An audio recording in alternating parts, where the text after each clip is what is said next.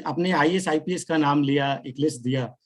हम लोग समहाउ बिहारी लोग उसको, पता नहीं, पॉलिटिशियन तो तब भी हमारे हमेशा फ्रंट फुट पे रहते हैं, वो 5 साल बाद शायद ऑप्शन भी रहता है टू वोट हिम और हर आउट, पर ब्यूरोक्रेट्स को हम लोग समहाउ अंडर प्ले करते हैं। मुझे लगता है अगर आप बात कीजिएगा तो कहीं ना कहीं वो मिली भगत है उनकी।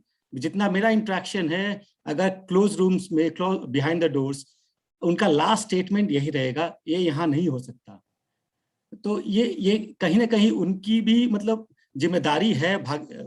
खाली हम लोग पॉलिटिकल लीडर्स तो ठीक है, आखिर finally they have a final से, बट जो भी स्पेशली व्हेन आई से bureaucrats, joint secretary and above, जिनका पॉलिसी मेकिंग में से होता है, तो उनका भी बहुत बड़ा रोल है। और कहीं ना कहीं वो हम लोगों को उस लेवल का कंट्रीब्यूशन नहीं दिखता है मुझे बिहार के ब्यूरोक्रेट्स में, एटलीस्ट आज के लॉट में।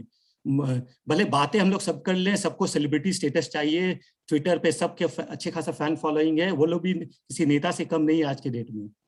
तो उसी प्रश्न को हम एक्सटेंड करते हुए कि आपका फोकस रहता था लैटरल एंट्री, लैटरल प्लेसमेंट पे, आप वो एक स्टिकिंग पॉइंट भी था बीजेपी से थोड़ा अलग होने का। आपने कभी नीतीश जी को ये सजेस्ट, नीतीश जी को भी दिया किया कि बिहार में भी गवर्नमेंट डिपार्टमेंट्स में जो आना चाहते हैं, जो प्रोफेशनल्स है बाहर में, short term to long term जो कंट्रीब्यूट करना चाहते हैं, वो उनके लिए भी एक रूम स्कोप बने? एक बात कि मैंने ये नहीं कहा कि आईएएस आईपीएस ऑफिसर जो हैं वो काबिल हैं और वो परिवर्तन के मूल में हो सकते हैं। मैंने एक आपको एग्जाम्पल दिया कि इतनी बड़ी संख्या में आईएएस आईपीएस ऑफिसर्स जो हैं, जो सिविल सर्वेंट हैं, और ये इसमें ज्यादातर वो लोग हैं जो बिहार के बाहर हैं, उनका काडर बिहार नहीं है, क्योंकि बिहार के जो ब्यूरोक्रेट हैं उनसे मेरा संपर्क थोड़ा कम है। लेकिन मान लीजिए मैं आंध्रा में काम करता हूँ, बंगाल में काम करता हूँ, जहाँ कहीं भी देश में जाता हूँ, वहाँ जो बिहार के कैडर, बिहार के मूल निवासी लोग लेकिन दूसरे कैडर वाले लोग हैं, उनसे संपर्क रहता है। उनका मैं जिक्र कर रहा था। उसी के साथ मैंने ये भी कहा कि ये बड़ा एक टेम्पटिंग है कि भाई उन सबको ले लिया जाए, लेकिन जो आपने कहा वो बिल्कुल ठीक बात है। जो ब्यूरोक्रेट है उसके पास सारा सोल्यूशन नहीं है, इनफैक्ट कई समस्याओं का जड़ में ही वही है। इसलिए मैं ये नहीं चाहता हूं कि कोई 250-200 ऐसे ब्यूरोक्रेट्स को लेके और एक पार्टी बना दी जाए, लेकिन उनमें कई अच्छे लोग भी हैं, क्षमता वाले लोग हैं, और उनको हम लोग इग्नोर नहीं हम कर सकते हैं। अगर उनमें से कुछ लोग आते हैं जिन्होंने कुछ अपने जीवन काल में करके दिखाया है, या आप करना चाहते हैं, वापस आना चाहते हैं, बिहार के समाज से जुड़कर कुछ करना चाहते हैं, तो उनको लेने में कोई नुकसान भी नहीं है। देखिए, 3 बात आपने कहा लेटरल एंट्री की बात, आप ये पब्लिक डोमेन में है, मेरा बीजेपी से सेपरेशन का एक मेन कारण लेटरल एंट्री था। 3 महत्वपूर्ण मुद्दे मैं समझता हूं इस संदर्भ में। एक, कि युवाओं की राजनीति में भागीदारी। डेमोक्रेसी में आप जब तक यंग लोगों की भागीदारी, इलेक्टोरल पॉलिटिक्स में जब तक युवाओं की भागीदारी नहीं होगी, तब तक आप वाइब्रेंट और स्ट्रॉन्ग डेमोक्रेसी की कल्पना ही नहीं कर सकते हैं। अभी आप देखेंगे, अगर इंडिया लेवल पे, मैं बिहार की बात नहीं कर रहा हूं, 1952 और 1957 का जो पार्लियामेंट था वो सबसे यंग पार्लियामेंट था। उसमें 55 साल से कम के जो एमपी थे, वो 70% एमपी 55 से कम थे। 52 और 57 से आज 70 साल में वो रिवर्स हो गया। अब 70% एमपी जो हैं वो 55 साल से ज्यादा के हैं।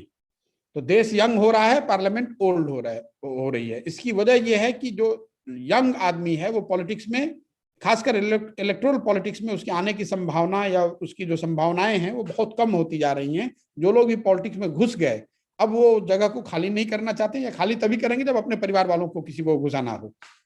तो एक जो मूल बात है, मैं एकदम मैक्रो लेवल की बात कह रहा हूं, कि राजनीति में समझदार, पढ़े लिखे, कमिटेड लोगों का आते रहना जरूरी है। कौन अच्छा है कौन खराब है वो हम लोग नहीं कह सकते, लेकिन जब तक लोग आते रहेंगे बहती हुई नदी की तरह, तो उसमें कुछ अच्छे कुछ खराब भी लोग आएंगे।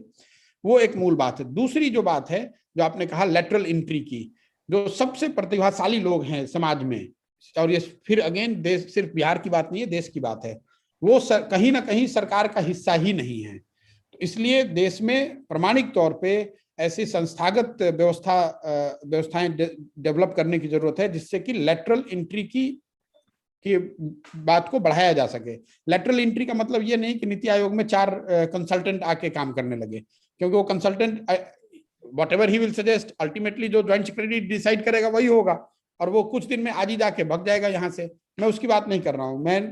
हम लोगों ने जो व्यवस्था बनाई थी उस समय मोदी जी के साथ बात करके, वो इम्प्लीमेंट नहीं हो सकी, उन्होंने किया नहीं, या चलिए जिस वजह से भी नहीं हुई एक अलग परिप्रेक्ष्य है उसका। लेटरल एंट्री बिहार में अगर हम कभी हमारी ऐसी जगह हुई, कभी हमारा भगवान ने ऐसा मौका दिया, तो आप ये निश्चित मानकर चलिए कि वो 100% पहली प्रायोरिटी होगी। और तीसरी जो बात है कि डिसेंट्रलाइजेशन ऑफ पावर, जब तक पंचायतों को और लोकल बॉडीज को हम संस्थागत तौर पर मजबूत नहीं करेंगे, उनके हाथ में रिसोर्स नहीं डालेंगे, उनके हाथ में नीतिगत फैसले करने की जिम्मेवारी नहीं डालेंगे, तब तक पटना में या दिल्ली में बैठा हुआ व्यक्ति सबकी समस्याओं को सुलझा देगा, ऐसा मानना गलत है। तो मेरा 3 बेसिक जो मेरी जो सोच है कि अगर आपको बिहार की सामाजिक राजनीतिक परिस्थिति में बदलाव देखना है, तो आपको बड़ी संख्या में युवाओं को पॉलिटिक्स में लाना होगा। दूसरी बात, सरकार अगर आपकी बने तो उसमें संस्थागत व्यवस्थाएं ऐसी डेवलप करनी होंगी जिससे कि लेटरल एंट्री के तौर पर बड़ी संख्या में कैलिबर वाले लोग आकर सरकार का हिस्सा बने।